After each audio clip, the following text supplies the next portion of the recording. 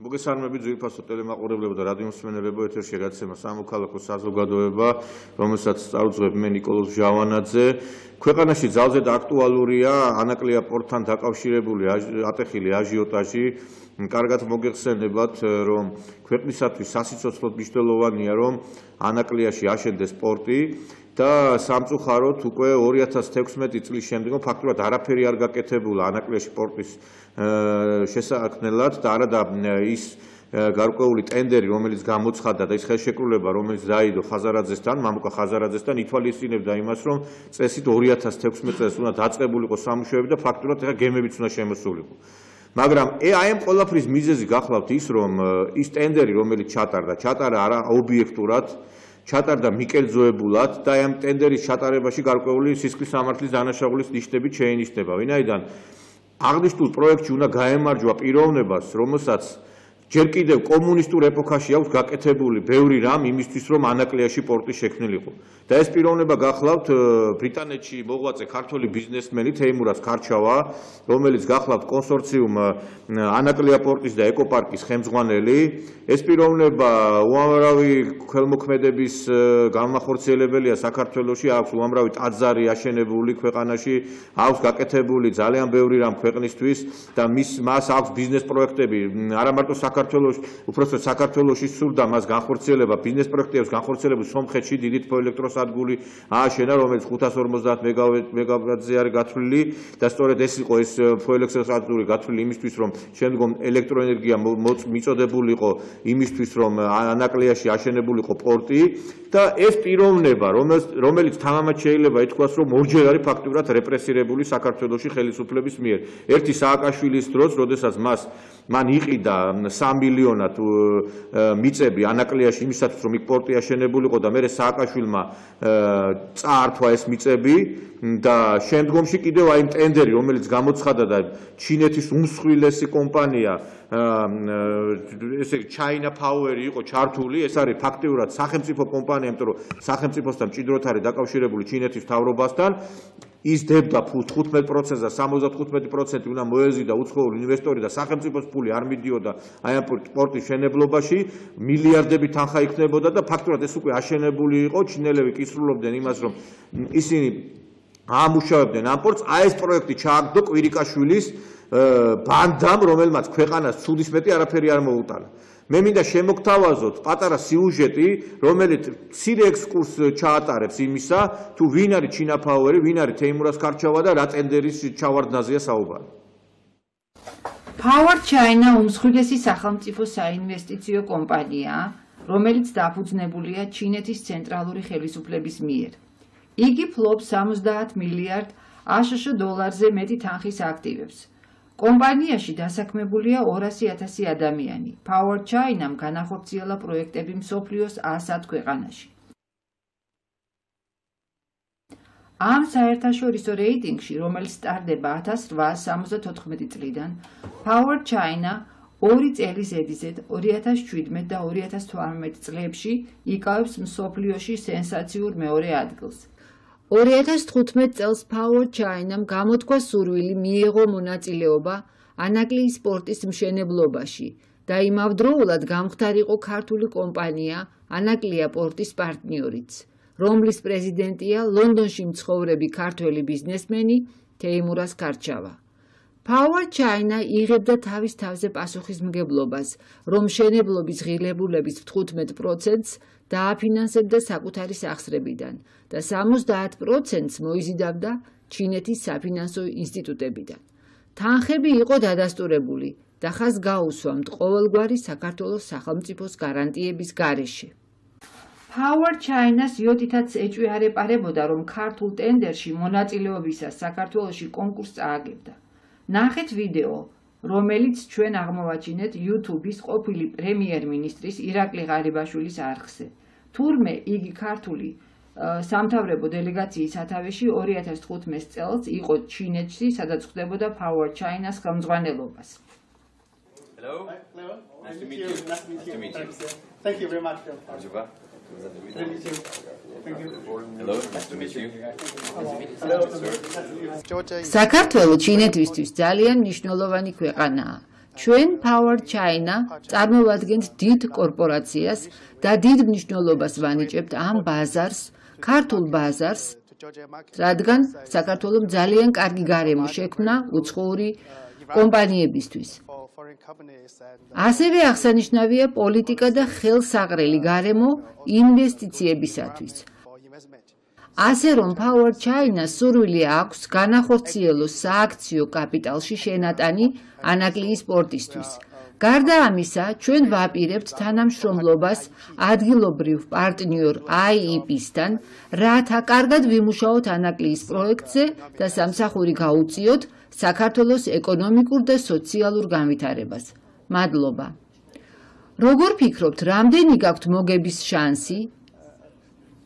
ჩვენ დარწმუნებული ვართ, რომ შეგვიძლია ტენდერში მოგება, ვინაიდან პირველ რიგში Power China-ს აქვს მდიდარი გამოცდილება საზღვარგარეთის ბაზარზე.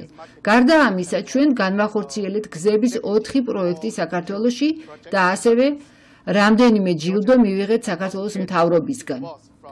ჩვენ ასობით ადამიანი გვყავს, რომელიც მზადაა პორტის ტერიტორიაზე პორტის ასაშენებლად. მეორე მხრივ, ჩვენ ძალიან კარგი ადგილობრივი პარტნიორი გვყავს, IEP. ბატონმა ქარჩავამ დიდი ძალისხმევა გაწია ამ პროექტისთვის და ჩემი აზრით ამ კომპანიებს შორის თანამშრომლობით. ჩვენ დარწმუნებული ვართ, რომ შეგვიძლია ამ პროექტის ტენდერის მოგება. მოლაპარაკებები წარმატებით დასრულდა, თუმცა მალევე გადადგა ირაკლი ღარიბაშვილი, ხოლო მორიგმა პრემიერ-მინისტრმა კვირიკაშვილმა და პირველმა ვიცე-პრემიერმა ქუმსიშვილმა ჩინელების წინადადებაზე უარი განაცხადეს. იმიტომ რომ მათ გადაწყვიტეს ჩაეგდოთ ხელში საუკუნის მშენებლობა, როგორც შეარქვეს ანაკლია პორტს. ჩაატარეს ფიქტიური ტენდერი პორტის მშენებლობაზე და გამარჯვებულად გამოაცხადეს საკუთარი ძმაკაცი საბანკო სფეროდან მამუკა ხაზარაძე. ადამიანი, რომელსაც არ ჰქონდა ამ სფეროში გამოცდილება, არც პორტის პროექტი და არც ფული. მამუკა ხაზარაძე აი უკვე 3 წელია დადის ხელგაშვერილი სოფლიოში პორტის მშენებლობისათვის სახსრების ძებნაში, მაგრამ ფულს არავინ იძლევა. თუმცა ფული მამუკა ხაზარაძეს უნდა ჰქონოდა ჯერ კიდევ მშენებლობის დაწყებამდე. ეს იყო ტენდერის აუცილებელი მოთხოვნა. დღეისათვის მშენებლობა გაყინულია. ყველა ვადა გასულია. პორტის ტერიტორიას ტურები დაეუფლნენ. კვირიკაშვილი, ქუმსიშვილი, ხაზარაძის სამეულის შესახებ ყველაფერი ნათელია. გაუგებარია, რატომ არ იძიებს პროკურატურა დანაშაულებრივად ჩატარებულ ტენდერს.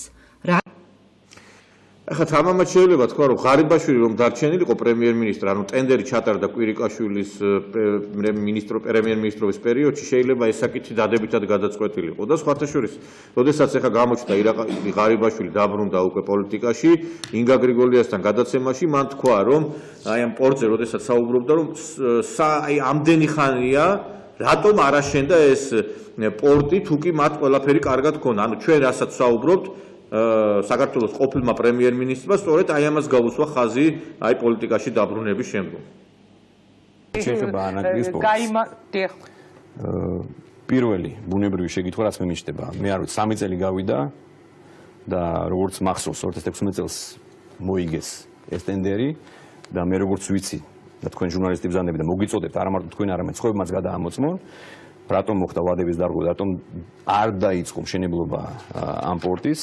ხომ არ იყო საქმე პრობლემა იმასთან, რომ უბრალოდ დაფინანსება მათ ვერ მოიპოვეს თავის დროზე, ან უბრალოდ არ იყო bankable, ანუ ეს დაფინანსებადი პროექტი არ იყო. მე არ ვიცი. ამით დაინტერესდნენ ექსპერტები, მე უბრალოდ აღარ ვიყავ ჩართული ბოლო 3 წელი აქტიურად. მე ახლა უდანაშაულობის პრეზუმპციას დავიცავ და ვერ ვიტყვი ახლა აი ამ ტენდერის ჩატარების დროს აიღო თუ არა კვირიკაშვილმა ფული მამუკა ხაზარაძისგან, რომ გაეგდო ქვეყნიდან უცხოელესი ინვესტორი China Power, რომელიცაც მილიარდობით ბრუნვა აქვს, 100 მილიარდი ბრუნვა აქვს მარტო წელიწადში და უმსხვილესი კომპანია ეს მთელ სოფლიოში და სწორედ 10 მეშვეობით აშენდა სომხეთში თბოელექტროსადგური. აი ესეთ კომპანიას გააძევა კვირიკაშვილმა და მისცა უფლება ეშენებინა პორტი თაღლით მამუკა ხაზარაძისთვის, რომელსაც არაფერი არ გაუკეთებია უკვე წლებია ამ პორტში და ეხლა წარმოაჩენს იქ სიტუაციას, თითქოს რაღაცას აკეთებს და ამ დროს უკვე პორტში გემები უნდა იყოს.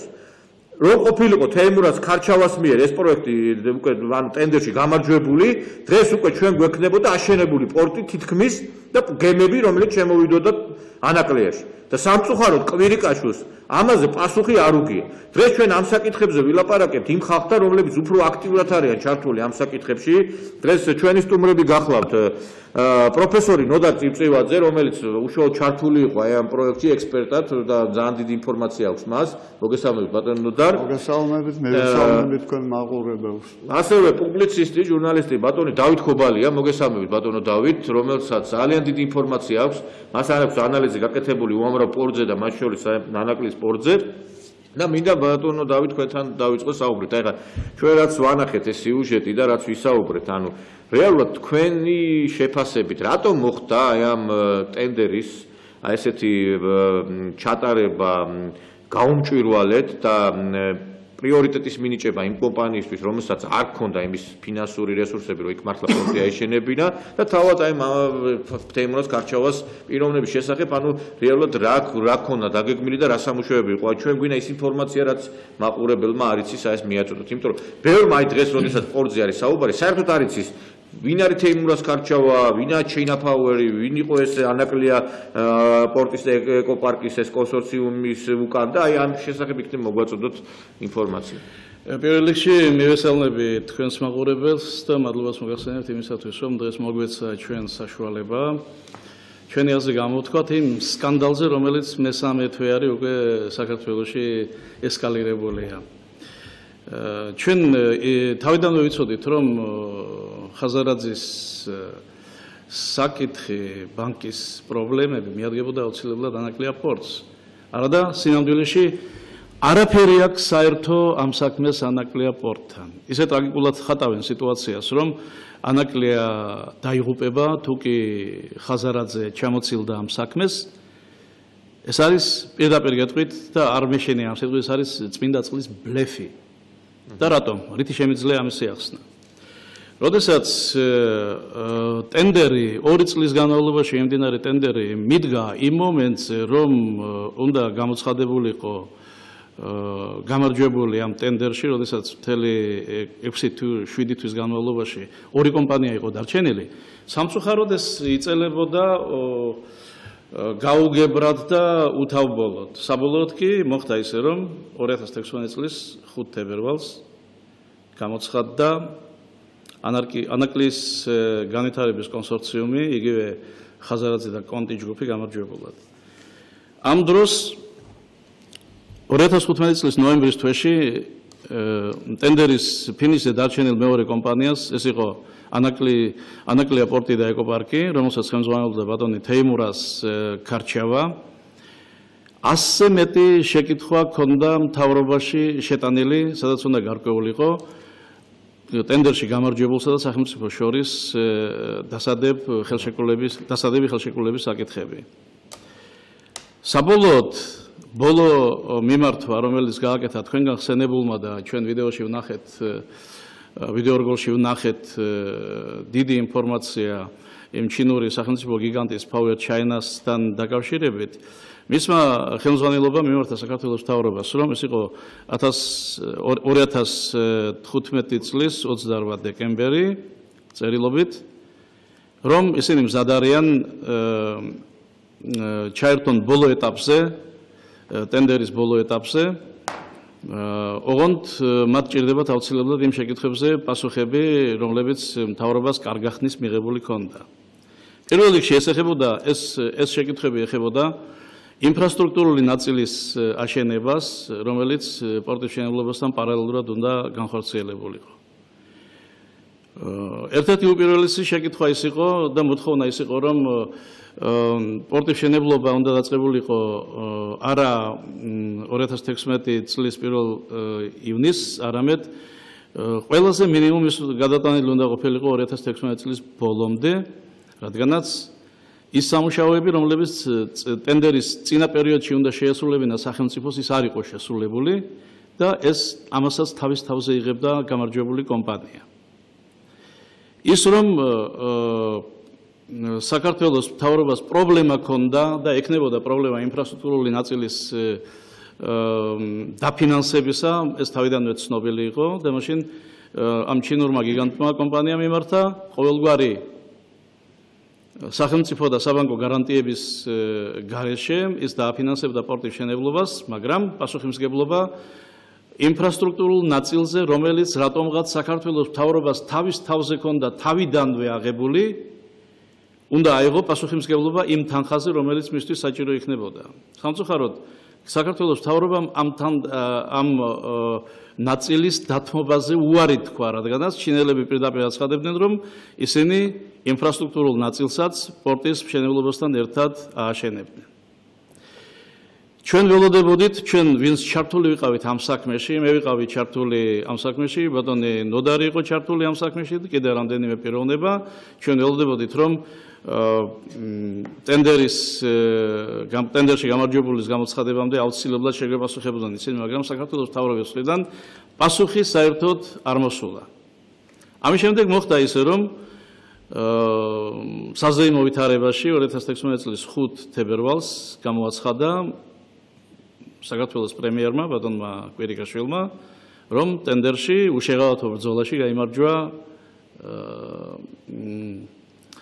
ხაზარაძის და კონტი ჯგუფი იგივე ანაკლის განვითარების კონსორციუმმა.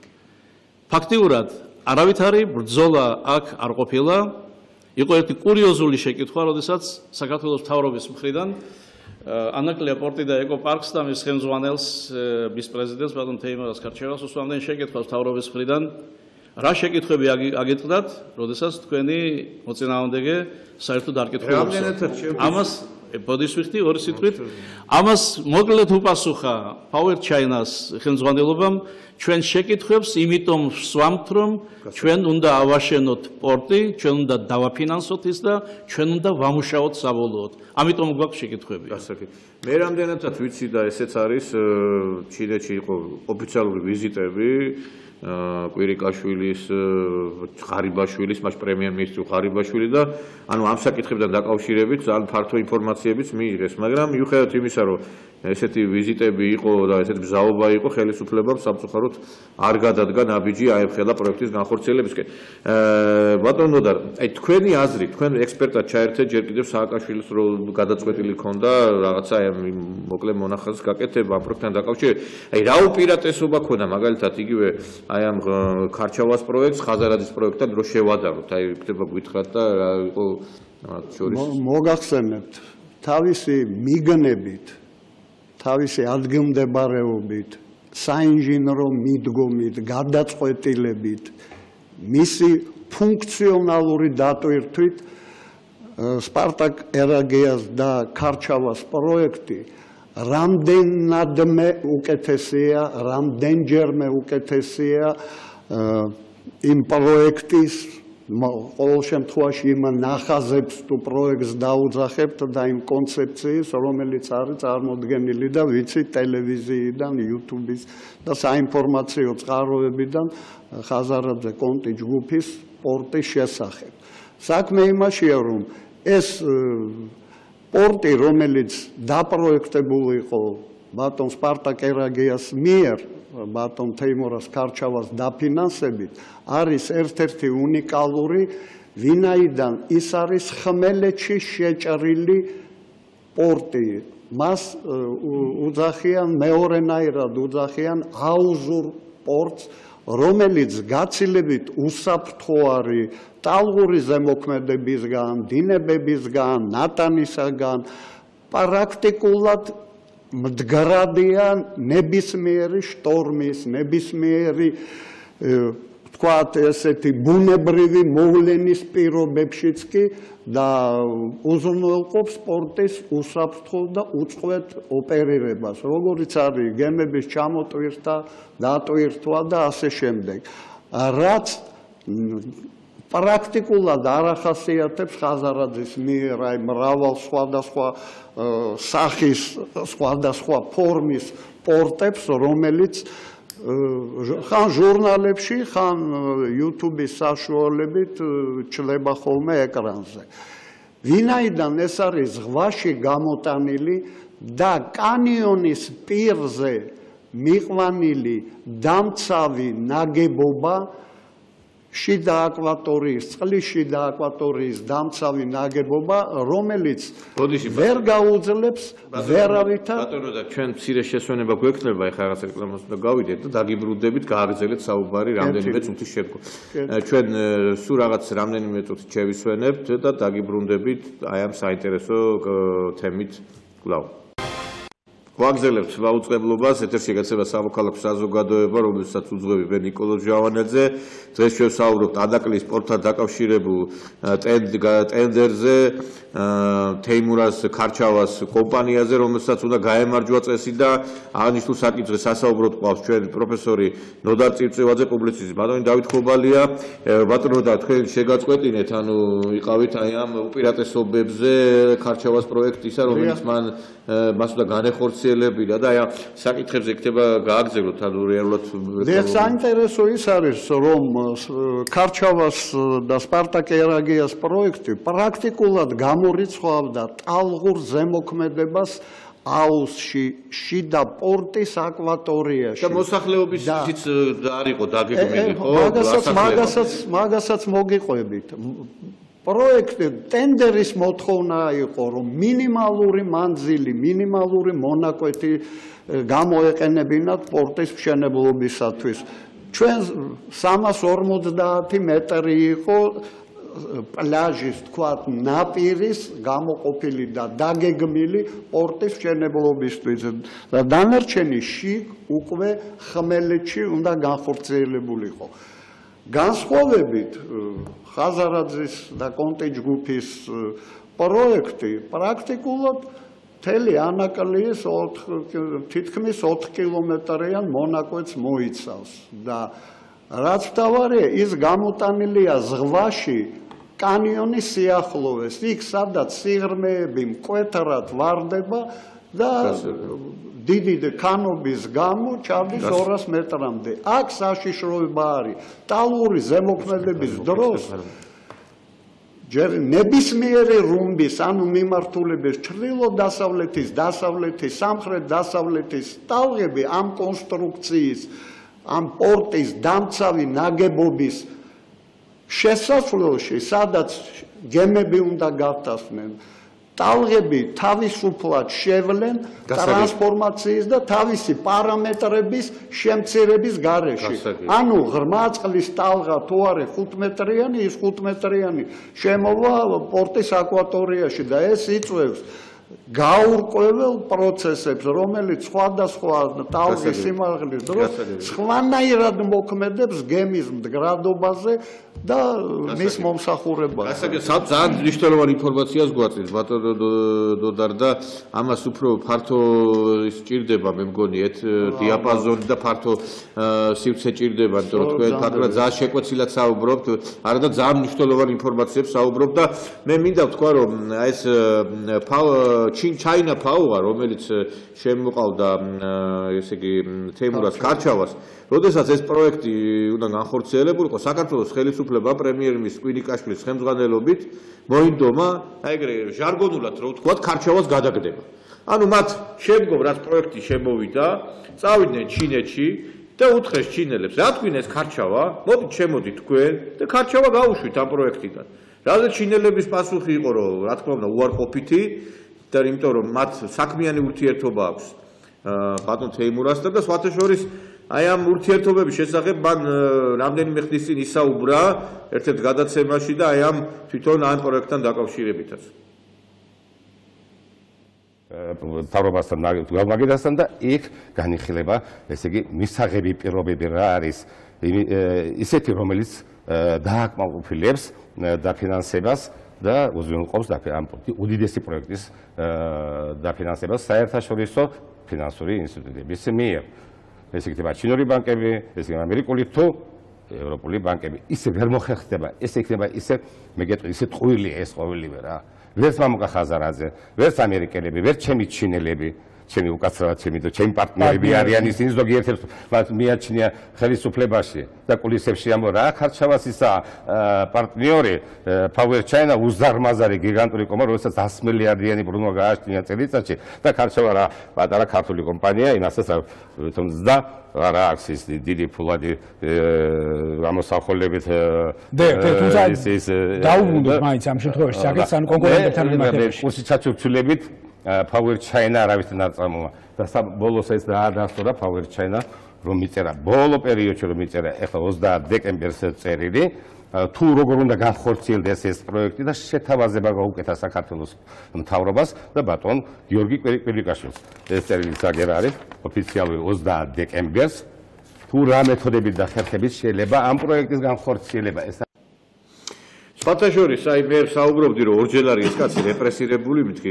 თეიმურაზ კარჩავა და აი თავიდან როდესაც მას მიწები 3 მილიონად იყიდა და მე წაართვეს მას, ჩამოართვეს ეს მიწები, ამ საკითხთან დაკავშირებით მას პროკურატურაში აქვს შეტანილი განცხადება, ასევე ამერიკაში აქვს შეტანილი განცხადება და ამერიკის სასამართლო იხილავს ამ საკითხს და იმიტომ რომ მისი პარტნიორი იყო ამერიკელები და მათი ინტერესები შეილახა და ასევე დავები აქვს მას სხვა მიმართულებითაც. ასე რომ მე რამდენად ვიცი ბატონო დავით, საკმაოდ ისეთი ოპტიმისტური განწყობილებებია ამ დავასთან დაკავშირებით და იგივე ხა მე ვფიქრობ ამ ტენდერთან დაკავშირებითაც რაღაცა გარკვეული კითხვის ნიშნები არის, რომ აქ რაღაცა თლაც სუფთად რო არ ჩატარდა ეს ყველაფერი.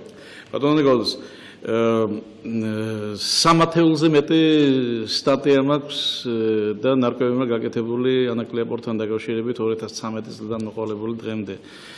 დროის დაზოგვის მიზნით მინდა წავიკითხოთ რა მოთხოვნები ქონდა ტენდერს. უმნიშვნელოვანესი მოთხოვნები სულ 5 პუნქტს დაგისახელებთ.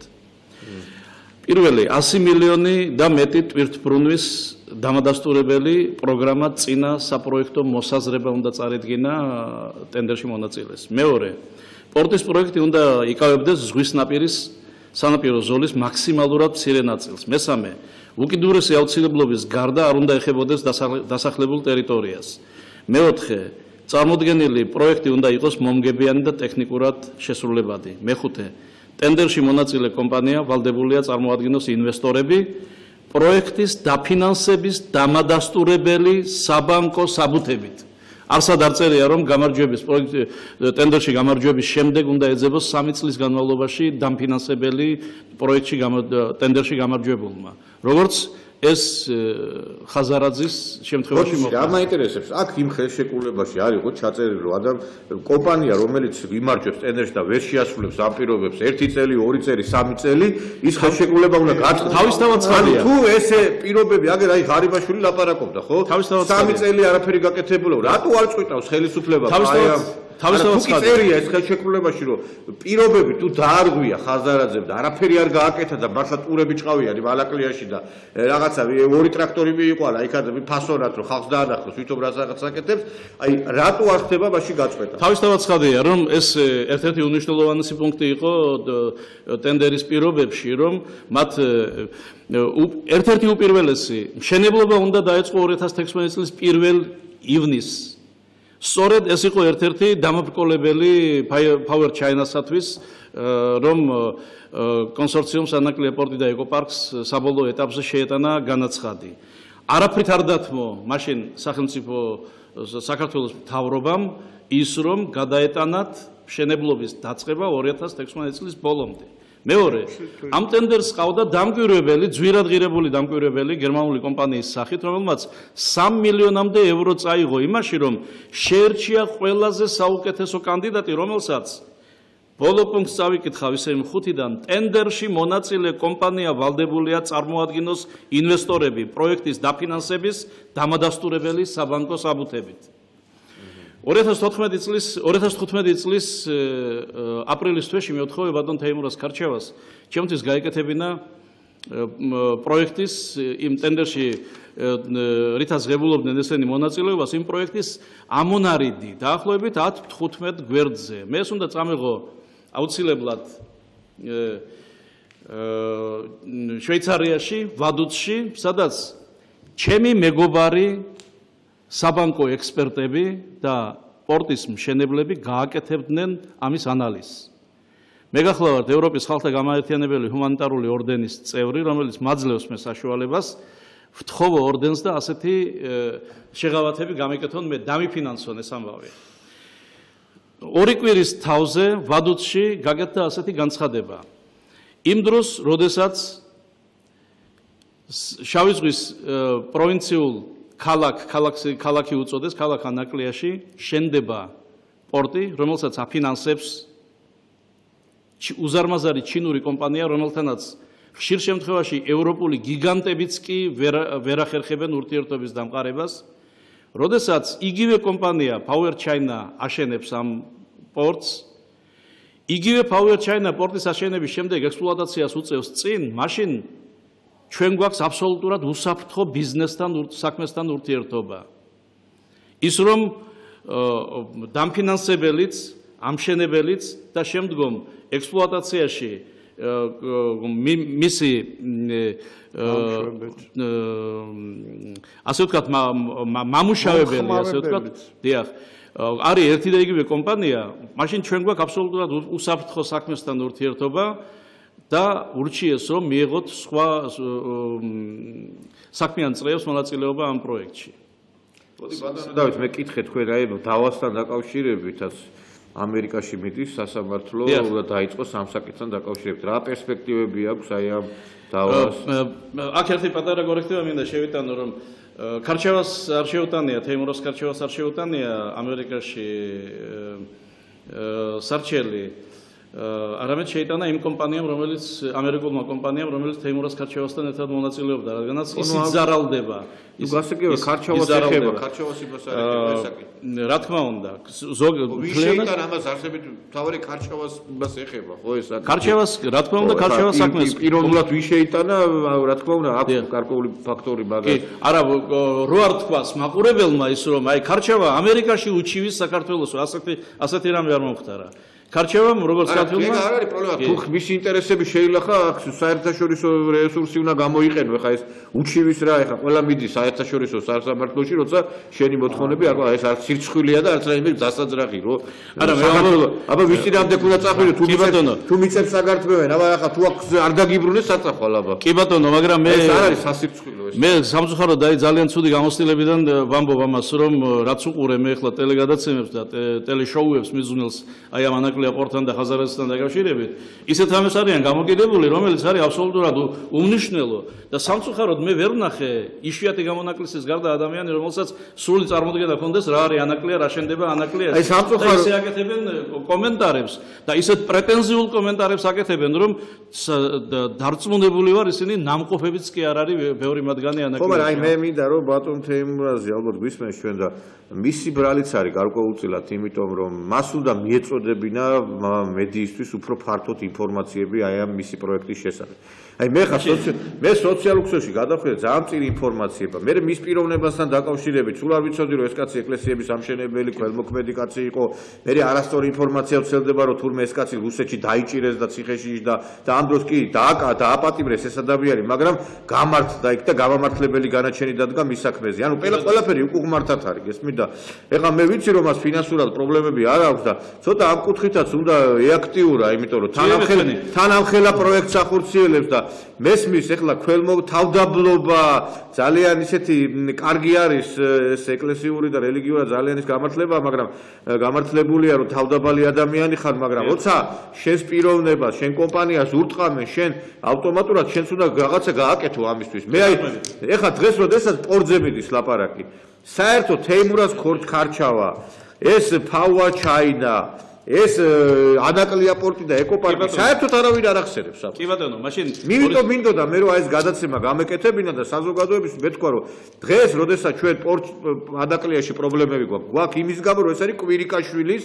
აი მოღალატეობრივი გადაწყვეტილებების შედეგი. სამწუხაროდ საქართველოს ხელისუფლება ფართოდ უღებს კარებს, ჩინელებს, ინდოელებს, თურქებს ინვესტორებზე მაქვს საუბარი და ქართველ ბიზნესმენებს აძევებენ ქვეყნიდან და თითებზე ყავს ჩამოსათვლელი ის ბიზნესმენები, რომლებიც აქ რაღაცას გააკეთებდნენ. და კაც შემოყავდა, აი ფაქტიურად ეს მე რამდენადაც ეს გამოვიკვლიე და შევისწავლე ეს საკითხი, აი ნატოსკენ რომ მივისწრაფი ჩვენ რომ ნატოში შევიდეთ და ქვეყანა იყოს დაცული, აი ნატოსნაირი მოკავშირე შემოყავდა, იმიტომ რომ ჩაწარმოედგინეთ ჩინეთის მთავრობა, რომელიც დებდა აქ ფულს, რომელიც აშენებდა პორტს. ეს იყო გარანტი იმისა, რომ აქ ვერავინ ვერ შემოყოფდა ცხვირის მერე ვერც რუსეთი, ვერც რომელიმე სხვა დამპყრობელი, რომ აქ იდებოდა ჩინეთის ინტერესები. ეს იყო ფაქტიურად დაცული უკვე პერიმეტრი აი ამ შავი ზღვის და ფაქტიურად ჩვენ გარკვეულ ნაბიჯს ვდგამდით აფხაზეთის დაბრუნებისკენაც, იმიტომ რომ ოდესაც ასეთი დიდი მოთამაშე შემოყავს ქვეყანაში, როგორიც არის ჩინეთი, ეს ძალიან ბევრს ნიშნავს, მაგრამ ეს კიდევ ერთხელ ვიმეორებ, ამაზე პასუხი არავის არ უგია და კვირიკაშვილი უნდა პასუხი აგოზე, ატომი იყო ესეთი არაობიექტური გადაწყვეტილება. ბატონო დავით, დაგიბრუნდები, ჩვენთვის მაყურებელი პრიორიტეტია ზარი არის ეთერში, გისმენთ, შეგიძლიათ პოზიცია დააფიქსიროთ და დასვათ კითხვა, გისმენთ? საღამო მშვიდობისა, მაინტერესებს ორი შეკითხვა, ბევრ დროს არ დაგახსენეთ. პირველი, ესე იგი, რამდენ გემს მოემსახურება ერთდროულად პორტი, ერთდროულად და რა თვითმფრინავზე წელიწადში გაანგარიშებული პორტი. მადლობა. მადლობა. ბატონო დავით, თქვენ პასუხებთ ბატონ რამდენ გემს მოემსახურება? რამდენ და რამ თვითმფრინავზე? პრინციპში ეს დამოკიდებულია გემის ზომები, მაგრამ წლიური თვითმფრინავა პროგნოზირებული და გათვლილი არის წელიწადში 100 მილიონი ტონა ტვირთი. ეს იმას არ ნიშნავს, რომ მარტო კონტეინერები იქნება. ეს არის სხვადასხვა სახის ტვირთები, როგორიც არის თხევადი, ნაყარი, ეს არის კონტეინერების და ეს არის რო-რო გადაზიდვები. ამიტომ აქ რაღაც ცალმხრივად და ჩამოყალიბებულად რო გითხრათ, რომ ეს იქნება მარტო მშრალი ტვირთი ან რაღაც ნაყარი ტვირთი, ამას ეს დამოკიდებულია იმაზე, როგორი იქნება თვითონ. არა, მე ბატონო 27 გემი დგება. ბატონო და ჩვენ ქარჩავას პროექტზე ვლაპარაკობთ. რამდენი გემი შემოსულიყო ქარჩავას პროექტის მიხედვით აქ? ნუ ჩათვალეთ, თუ 100,000 ტონიანი გემი არის, თვითონ რამდენი არის ეს 100 მილიონი გემი. და რამდენი გემი? ერთდროულად რამდენი? ერთდროულად 29-14 გემი დგებოდა სპარტაკ, ერაგიას და ქარჩავას პროექტი. ანუ 34 გემი შემოდიოდა. მაყურებელი ყავს. მათი დატვირთვა მნიშვნელოვანია, მათი დატვირთვა ჩამოტვირთვის დროს რა ტექნოლოგიები არის გამოყენებული და ქარჩავას პროექტში სწორედ თანამედროვე ტექნოლოგიები იქნებოდა გამოყენებული, რომელიც ტვირთის გადაზიდვა, გადმოზიდვას თქვა თითო კონტეინერის მოუნდებოდა წუთ ნახევარს მხოლოდ. აი ესეთი მე რამდენადაც ვიცი, ხა ბათუმის და ფოთის პორტი ამხელა ტვირთბრუნვას ვერ ახორციელებს ფაქტიურად. ანუ ეს ძალიან მცირე ტვირთბრუნვებია სიღრმის გამო. ბატონო დავით, თქვენ გინდოდათ რაღაც დამატება? აი ეს ორი სიტყვით მინდოდა დავემატებინა. მე ესე დავუბრუნდები ვადუც ლიხტენშტაინის დედაქალაქს, სადაც განიხილეს, რა ქვია, ანაკლია პორტის პროექტი, ქარჩავა-ერაგიას პროექტი. იქ პირდაპირ თქვა ასე, მაშინ თქვენ არ დაგჭირდებათ, რაც თქვენ თქვით ახლა, ეს მე მითხრეს მაშინ 2015 წლის აპრილის თვეში, თუ კი Power China დააფინანსებს, Power China ააშენებს და Power China ამუშავებს ეს უზარმაზარი ჩინური გიგანტი, რომელიც 5 მილიარდს ჩადებს ანაკლია პორტში, 8-დან 10 მილიარდამდე დაჯდება ინფრასტრუქტურა, ეს არის ბაქომდე, რკინიგზა და ავტომაგისტრალი. 12-15 მილიარდის ჩადების შემდეგ საქართველოში ვერც ერთი ავის მსურველი საქართველოს ვერ გაიხდის თავის საომარ პოლიგონად. დაგიბრუნდები ბატონო დავით, მაყურებელი ყავს, გისმენთ? მე მისმენთ, ხო? დიახ, გისმენთ. ნიკა გენაცვალე, შენი თანადამცველები ყავდეს ამ საქართველოს და გვეშველება ჯერ ერთი. თეიმურაზ ქარჩავა ასეთი კარგი კაცი რო ყოფილა და ასე ეკლესიების ამშენებელი ჩვენთან საქართველოში ბადრიკ პატარკათიშვილისთანა და თეიმურაზ ქარჩავასთანა ხალხს ვინც ვერ იტანს, ეხლა ყველა სათავეში. ხო და მაგენმა განდევნეს, კარგად იყავით ჯანმრთელად. მადლობთ. კი ბატონო, აქ გვაქვს ჩვენ დრო კიდე არ არის. დიახ. ახლა რაც შეიძლება იმას აი თეიმურაზ ქარჩავას საქმეებს. ამასთანავე გუშინ წინ წავიკითხე ერთი კომენტარი, სადაც ანაკლის განვითარების კონსორციუმის ერთ-ერთი თანამშრომელი პირდაპირ ამბობს, რომ 900 რაღაც დღე არის მუშაობა ამ იმაშიო კონსორციუმში, ანუ ჩვენ არ შეგვიწყვეტია მუშაობა 3 წელიწადიაო, რა ქვია. და რისი ამშენებელი არისო თეიმურას ქარჩავა, მას საკუთარი სახლიც კი ვერ დაუმთავრებია იმაში ანაკლიაშიო. აი აქ ჩანს მართლა თეიმურას ქარჩევას დიდი პატრიოტობა და დიდი კაცობა. მან 3 მილიონზე მეტი დაახარჯა ანაკლიაში წმინდა ნიკოლოზის ტაძრის აშენებას. და გზაც გააკეთა და თავისი სახლისთვის მას ფული მართლა არ დაუხარჯავს. ეს შეიძლება მას უსაყვედუროთ. დღევანდელი გადასახედიდან ისინი ვინაც კომენტარებს წერენ და ის ზოგიერთები რომლებიც ქვეყანას მართავენ და ნუ ეხლა საერთოდ მაგი არ არის ეხლა გასაკვირი საქართველოში ვინც საქმეს აკეთებს იმას ებძვიან და აქ ყველაზე მთავარი არის ის რომ ხელისუფლებამ იმის მაგივრად რომ ჩვენ ქართველი ბიზნესმენები თავადაზნო სათავადაზნო ბანკი რო იყო ილია ჭავჭავაძეა შექმნილი უცხოელებისგან ყიდულობდნენ და ქართველებს აძლევდნენ და ესე იგი ქართველებს ართმევენ და უცხოელებს აძლევენ ესე იგი წარმოიდგინეთ რამხელა სიტუაცია ისა გვაქვს რაღაცა ესე იგი დღეს არის ახლა საუბარი რომ აი სახელმწიფო უნდა ჩადოს ანაკლის პორტში და ეს პროექტი რომელიც უნდა განხორციელებულიყო თეიმურას ქარჩავას მიერ არც ერთი კაპიკი სახელმწიფოს მიერ არ იბებოდა. ანუ ეს იყო კერძო პროექტი. ესე იგი ჩვენ ვდებთ წაგებულ პროექტში, ჯერ ერთ ეს პროექტიც რომ განხორციელდეს მამუკა ხაზარაძის ვაივაგლახობით, აქ ყველაზე მთავარი ის არის რომ კი ბატონო გააკეთე პორტი, მაგრამ იმ პორტს ხო უნდა მე გარკვეული დატვირთვა. დღეს ბათუმის და ფოთის პორტები ფაქტურად გაჩერებული არის, ხო? არ არის დიდი ბრუნვა აქ. და რო გააკეთებ ამ პორტს, თუ კი არ მოხდა დატვირთვა, აზრი არ აქვს.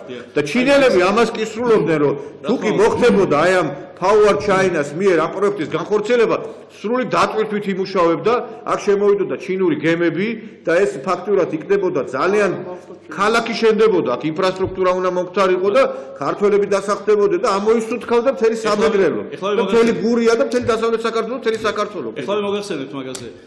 კიდევ ვითქვა ის რომ მე უკვე გავეცანი, იმიტომ მაქვს ეს ინფორმაცია ბატონცემულ მაყურებელო რომ შევისწავლე საკითხი და რაღაცა გარკვეული მართალია სტუმრებმა უფრო მეტი ინფორმაცია იციან ამ პროექტის შესახებ, მაგრამ აი ეს ინფორმაციები დევს, მაგრამ სამწუხაროდ ეს ქართული ხალხისთვის არ არის ესეთი ხელმისაწვდომი და სოციალურ ქსელში დევს ეს და არა ტელევიზიებში ნაკლებად შუქდება ეს. დიახ, აი კიდევ ერთი მნიშვნელოვანი მომენტი რაც მაშინ ითქვა იქ რა ბადოთში ეს იყო ევროპაში თუ კი წარმოვიდგენთ იმას, გავითვალისწინებთ იმასაც, რომ ევროპაში გაყიდული საქონლის 70%-ზე მეტი ჩინეთშია ნაწარმოები, ახალი აბრეშუმის გზა, რომელიც გადის კასპიის ზღვის ორ პორტს და იგი ფაქტიურად მთავრდება ანაკლია პორტში, მაშინ ადვილი წარმოსადგენია, რომ ამ პორტს არასოდეს არ მოაკლდება ტვირთი, რადგანაც შემკვეთი და მწარმოებელი ყოველთვის დაინტერესებულია იმაში, რომ რაც შეიძლება სწრაფად მიაწოდოს ტვირთი საქონელი მომხმარებელს. ეს იყო ამისი გარანტია და კიდევ ერთ მომენტს მინდა გავუსვა ხაზი, რადგანაც მე უამრავი გადაცემების შემდეგ კომენტარებში წავიკითხე ასეთი რამე, რომ ისევ ჩინელებს გამოვეკიდეთო, ჩინელები გვინდა ახლა ვიღაცა თითქოს ბატონო და მე მაცალეთ მაშინ მათქვევინეთ ერთი ძალიან მნიშვნელოვანი მომენტი. ჩინელებს მოყვებათ დამატებით კიდე უამრავი ჩინელი, სადაც კორუფციულ ალიანსში გადის ადგილობრივი მთავრობის წარმომადგენლები მათთან. როდესაც კონტროლდება ის პროექტი, რომელსაც ადგილობრივი აწერს ხელს ამ შემთხვევაში ქარჩევა და მისი კონსორციუმი, მაშინ ეს მკაცრად იყო ჩადებული იქ, რომ განსაკუთრებულად მნიშვნელოვანი სპეციალისტის გარდა არც ერთი უცხოელი და მათ შორის ჩინელი საქართველოს ტერიტორიაზე, იქ სადაც პორტი შენდება, იქ უნდა გამოჩენილიყო. ძალიან მნიშვნელოვანია ეს საკითხი, რომ დასვით ეხლა ანუ აქ თუ ეს პროექტი განხორციელებოდა ის რომ ჩინელები ჩამოსახდებოდნენ აქ მასობრივად ანუ ქართველი მუშახელი დასაქმდებოდა მხოლოდ და მხოლოდ კონკრეტული სპეციალიზაციით თუ იქნებოდა ვიღაცა ეს მენეჯერული ალბათ ერთ პატარა მომენტსაც გეტყვით, როდესაც 2011 წლის სექტემბრის თვეში თეიმურას ქარჩევას კონსორციუმმა დაიწყო სააკაშვილის პერიოდში ანაკლია პორტის მშენებლობა, ისინი 4 კვირის განმავლობაში იყვნენ იქ მუშაობდნენ, 3 თვე ნახევრის განმავლობაში ბატონი სპარტაკ ერაგია ამზადებდა სპეციალისტებს აქ თუ როგორ უნდა ემოქმედათ, როგორ უნდა ემუშავათ იქ ადგილზე, იმიტომ რომ ეს არის ურთულესი სამშენებლო პოლიგონი, სადაც ჩვეულებრივი ქუჩიდან მოყვანილი კაცის შეყვანა არაფრით არ შეიძლება. ესეც კი იყო მაშინ გათვალისწინებული ამ საქმეში. გასაგები. ძალიან საინტერესო, ძალიან კარგი პროექტი იყო და აი გულდასაწყვეტი ის არის, რომ დღეს აი კვირიკაშვილის მოღალატეობრივი გადაწყვეტილება რომ არა, დღეს წარმოედგინეთ, რასთან გვექნებოდა საქმე. აგუგუნებულ ანაკლიასთან, სადაც გემები შემოვიდოდნენ უკვე, უამრავი დასაქმებული და ესე იგი დოვლათის მქონე ქართველი ხალხი სამეგრელო ამოისუნთქავდა და არა მარტო სამეგრელო, იმიტომ რომ იქ სამეგრელოს პოტენციალს მე მგონი პოტენციალი არც ეყოფოდა, იმიტომ რომ იმდენი ხალხი უნდა დასაქმებული იყო სამეგრელო კი მთელი საქართველოს მოხდებოდა იქ ჩავა. და აი ბატონო ნოდარ მე იცით რა მინდა გთხოვოთ. იქ რაღაცა ეკოლოგიური პრობლემები არის მე მგონი ახლა მამუკა ხაზარაძის აი ესეთი უხეში ჩარევის შედეგად, იმიტომ რომ მათ რაღაცა იქ დაიწყეს ისეთი სამუშაოების ჩატარება, რომელიც წესით ისი არ უნდა განხორციელებული თქვა ეკოლოგიური უბედურების მომტანი არის მე მგონი. და ემაზეც მინდა გავუსვათ ხაზი. რასაც ქარჩავას პროექტი არის ეს არსებობს პრობლემა ის ღვინული ის 5 მილიონი კუბური მეტრი რომელიც ღვინულის სახით დაყარეს პრაქტიკულად ქალაქის სიახლოვეს ზედ ქალაქთან რამდენიმე მეტრში სასტუმროებია განლაგებული ხალხი ცხოვრობს ეს ღვინული ქვედა ფენები არის მოქცეული ზევიდან, რაც ამოიღეს, წარმოიდგინეთ, ჯერ ქვიშა ამოიღეს და მერე ეს ლამი და სიბინძურე, რომელიც საუკუნეების განმავლობაში გროვდებოდა ზღვის ფსკერზე, იმიტომ რომ საკმაოდ ღრმა წყლიდან ამოიღეს. და ეს ტვერი ეგრეთ წოდებული, როდესაც გაშრა და თქვენ იცით, რომ ანაკლიის ქარები საკმაოდ ძლიერია ხოლმე, მართალია არ არის ხანგრძლივი, მაგრამ 20-25 მეტრს აღწევს ხოლმე შკვალური. მათ კედელივით წამოიღეს ეს მტვერი და მოაფინეს მთელ ანაკლიის ტერიტორიას. ნუ ბავშვების, მოხუცების, ჯამთელი ხალხის ორგანიზმშიც კი ეს მტვერი გარკვეულ უსიამოვნო გზნობებს იწვევს და სამწუხაროდ ჩვენი დრო ამოიწურა, სამწუხაროდ ჩვენი დრო. შეიძლება ერთი წუთი ერთმანეთს. ნუ აი მაშ ნახევარი წუთი რო ძალიან მოკლედ. დღეს გაუთავებელი საუბარი მედის იმაზე, რომ ხელს უშლიან მამუკა ხაზარაძეს ინვესტიციების მოზიდვაში. არავის არ დაუსვა ამ შეკითხვა, შეასრულა თუ არა მან ტენდერის უპირველესი პირობა, როგორც კი გამოაცხადებდნენ მას გამარჯვებულად, როგორც გამარჯვების ბონუსის სახით მას სახელმწიფო ბიუჯეტში უნდა შეატანა 3 მილიონი. როგორც კი 3 მილიონი დოლარი, როგორც კი ხელს მოაწერდა სახელმწიფოსთან ხელშეკრულებას, მაშინ უნდა დაედო 20 მილიონი საგარანტიო 20 მილიონი დოლარი. როგორც კი მშენებლობას დაიწყებდა, მაშინ უნდა დაედო კიდევ ერთი 20 მილიონი, ეს არის 53 მილიონი და თვითონ მამუკა ხაზარაძის ინიციატივით სანამ ტენდერში გამარჯვებული გამოცხადდებოდა, მან დაუმატა კიდევ 40 მილიონი, ანუ 83 მილიონი უნდა კონდეს მას სახელმწიფოს მიერ მითითებულ ანგარიშზე დეპონირებული. აი ესეც არის გამოსარკვევი. ჩვენ აქ არავის გასამტყუნებლად, არავის გამოსაძიებლად არ მოსულ ვარ, ფაქტებზე უნდა ვისაუბროთ. აქ ხა რო ყოფილიყო ნებისმიერი სხვა ბიზნესმენი, ის უკვე ჩახსნილი ხდებოდა, იმიტომ რომ ხა როდესაც შენ ხელშეკრულებით გათვალისწინებ პირობებს არ გვრო, რა თქმა უნდა, ამაზე არის გარკვეული სანქციები და ხელისუფლებამ მწვანე შუქი ამოწა სასათბურე პირობები შეუქმნა და კვირიკაშვილის ხელისუფლებამ სულ არ მინდა ამ ანაკლის პროექტზე საუბარი, ერთ-ერთი პროექტი როდესაც განახორციელა, მაგალითად რაღაც სასათბურე მეურნეობის რაღაცა გარკვეული ფული ჩაიდო, ხაზარაძემ ჩაუდო სახელმწიფო ფული იმას, რა ქვია,